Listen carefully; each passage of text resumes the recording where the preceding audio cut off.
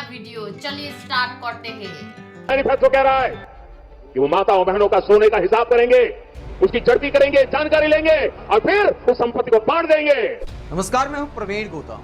धर्म की राजनीति में मर्यादा को गिराने का एक नया अध्याय लिखते हुए पीएम मोदी ने जो गहने छीनने वाला बयान दिया, उसको लेकर कोई लिखता है कि पीएम मोदी ने ऐसा बोलकर ठंडे पड़े चुनाव को गरमा दिया है। और पहले जब उनकी सरकार थी उन्होंने कहा था कि देश की संपत्ति पर पहला अधिकार मुसलमानों का है। इसका मतलब ये संपत्ति इकट्ठी करके किसको बांटेंगे? जिनके ज्यादा बच्चे हैं उनको बांटेंगे। तो कोई लिखता है कि पीएम मोदी ने ऐसा बयान देकर पीएम पद की गरिमा को और नीचे गिरा दिया है। मेरी माताओं बहनों, ये आपका मंगलसूत्र भी बचने नहीं देंगे, यहां तक जाएंगे, मैं कहने आया हूं। पीएम मोदी के इस बयान को लेकर देश भर से रिएक्शन सामने आए हैं, जिसमें उन्होंने चुनावी रैली में दावा किया कि कांग्रेस के मैनिफेस्टो में इस बात का प्रावधान किया गया है कि आपकी संपत्ति और महिलाओं के गहनों की जांच की जाएगी और जांच के बाद उन्हें वितरित किया जाएगा और उस आबादी में वितरित किया जाएगा जिसके बारे में पूर्व प्रधानमंत्री मनमोहन सिंह ने कहा था कि देश के संसाधनों पर पहला अधिकार अल्पसंख्यक समुदाय और मुसलमानों का है। और पहले जब उनकी सरकार थी उन्होंने कहा था कि देश की संपत्ति पर पहला अधिकार मुसलमानों का है। इसका मतलब ये संपत्ति इकट्ठी करके किसको बांटेंगे? जिनके ज्यादा बच्चे हैं उनको बांटेंगे। तो ये कहकर पीएम मोदी ने धर्म की राजनीति की, ये झूठ बोलकर पीएम मोदी ने धर्म की राजनीति की, तो देश भर से रिएक्शन सामने आया है। एक्टर सुशांत सिंह, कई फिल्मकार, इतिहासकार, पत्रकार क्या कहते हैं ये आगे आपको दिखाएंगे। पहले पीएम मोदी के इस दावे को लेकर पवन खेड़ा का जवाब सुनिए। कांग्रेस प्रवक्ता पवन खेड़ा ने पीएम मोदी को चैलेंज देते हुए क्या कहा, जरा सुनिए। देश के प्रधानमंत्री ने आज फिर झूठ बोला। एक चुनाव जीतने के लिए आप झूठ पे झूठ परोसते चले जाओगे जनता को। चलिए, आपकी गारंटियां झूठी, आपके जुमले झूठे, आपके वादे झूठे। अब देश को हिंदू मुसलमान के नाम पर आप झूठ परोस कर बांट रहे हैं। कांग्रेस के मैनिफेस्टो में कहीं भी, मैं चुनौती करता हूं प्रधानमंत्री को, कहीं मुसलमान या हिंदू कोई इस तरह का शब्द हो तो हमें बताएं और ये चुनौती स्वीकार करें, नहीं तो झूठ बोलना बंद करें। ये पूरे 10 साल इन्होंने हिंदू मुसलमान करके खत्म कर दिए और आप फिर से चुनाव में आए हैं हिंदू मुसलमान लेकर। शर्म आनी चाहिए प्रधानमंत्री को। झूठ बोलने में भी शर्म आनी चाहिए और इस तरह से देश को बांटने में भी शर्म आनी चाहिए।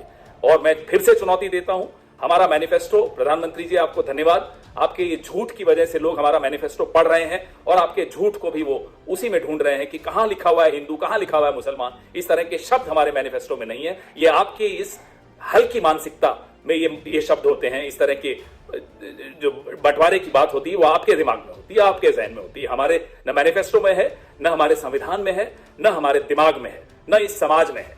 सिर्फ और सिर्फ आपकी हल्की मानसिकता में है और कहीं नहीं है। झूठ बोलना बंद करिए प्रधानमंत्री जी। आप 1.5 महीना बचा है, जाइए, रिटायर हो जाइए और बाइज्जत रिटायर हो जाइए। कम से कम झूठ आपको शोभा नहीं देता। इस कुर्सी पर आपसे पहले बहुत ही पढ़े लिखे महानुभव बैठे हैं। कभी किसी ने इस तरह का झूठ नहीं बोला जिस तरह से आप बोलते हैं। और आपके बाद भी बहुत अच्छे लोग आएंगे, प्रधानमंत्री बनेंगे, लेकिन कोई भी इस तरह से झूठ नहीं बोलेगा और आपका नाम इतिहास के डस्टबिन में जाएगा जिस तरह का आप झूठ बोलते हो। माफ कीजिएगा, ये भाषा हम आप ही से सीख रहे हैं। तो पवन खेड़ा चैलेंज दे रहे हैं कि पीएम मोदी और बीजेपी एक बार दिखा दे कि कांग्रेस के मैनिफेस्टो में हिंदू और मुस्लिम शब्द का कहां इस्तेमाल किया गया है। पवन खेड़ा ने यह चैलेंज दिया है देश के प्रधानमंत्री को और पब्लिक से लेकर कई मशहूर हस्तियां चुनाव आयोग पर सवाल उठा रही हैं। चुनाव आयोग से सवाल करते हुए एक्टर सुशांत सिंह कटाक्ष करते हुए कहते हैं, ये और चुनाव आयोग तो बेशर्म है, तो आइए शर्म से डूब मरे हम सब।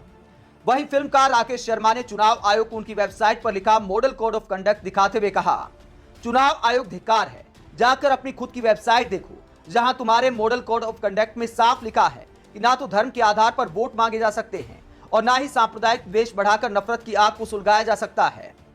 मोदी बीजेपी चुनावी कानूनों से ऊपर और परे हैं क्या और क्यों? पीएम मोदी के देश की अल्पसंख्यक आबादी को घुसपैठिया कहने पर कमाल आर खान लिखते हैं, हेलो डियर घुसपैठियों, रूबिका लियाकत, शाजिया इल्मी, शहजाद, जय हिंद। शैला रशीद, आप अपने देश कब वापस जा रहे हो? वहीं इतिहासकार अशोक कुमार पांडे मोदी के मंगलसूत्र वाले बयान पर इतिहास याद दिलाते हुए बताते हैं कि कोरोना काल में मोदी सरकार में किस तरह महिलाओं को मंगलसूत्र तक गिरवी रखने पड़े थे। अशोक कुमार पांडे रिपोर्ट दिखाते हुए लिखते हैं, याद रखिए किसकी वजह से कोविड के समय लोगों को अपना घर चलाने के लिए मंगलसूत्र बेचने पड़े। वहीं वरिष्ठ पत्रकार